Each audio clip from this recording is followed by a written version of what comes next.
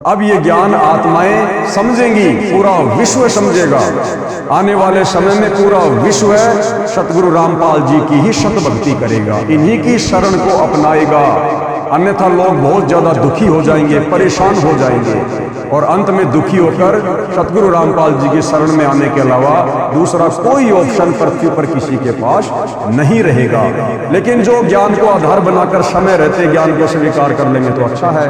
अन्यथा भाइयों और बहनों, आप युग परिवर्तन के दौर में जी रहे हैं। 2028 फिक्स है, तबाही मचेगी। कहीं प्राकृतिक आपदाएं, कभी सूखा पड़ेगा, अति वर्षा होगी, अतिवृष्टि होगी, अनावृष्टि होगी, कहीं भूकंप आएगा, कहीं बीमारियां आएंगी, कहीं युद्ध होगा, कहीं गृह युद्ध होगा। तो अंत में यदि सुरक्षा चाहिए तो सतगुरु रामपाल जी की शरण ही एकमात्र विकल्प है।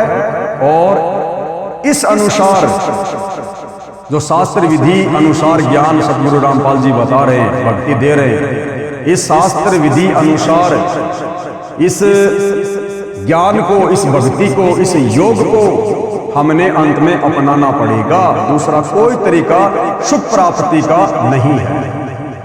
किंतु बाद में वह योग यानी भक्ति का ज्ञान नष्ट यानी नष्ट हो गया था, यानी लुप्त हो गया। इससे स्पष्ट होता है कि सतयुग में लगभग 1 लाख वर्ष तक जो वर्तमान में गीता ज्ञान है, वेद ज्ञान के आधार से साधना की जाती रही।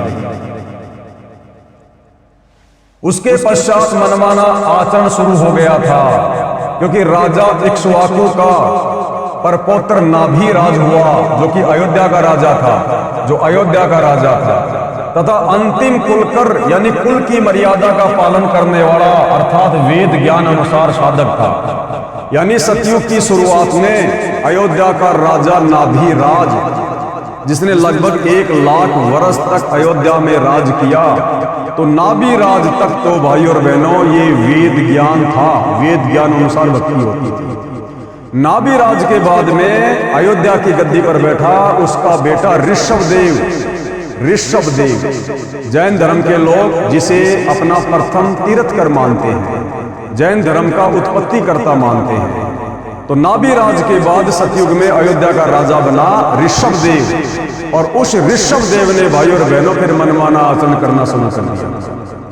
उसने फिर भूखा रहकर साधना करना, व्रत करना, मुंह में पत्थर लेकर साधना करना, नंगा रहकर जंगल में जाकर साधना करना।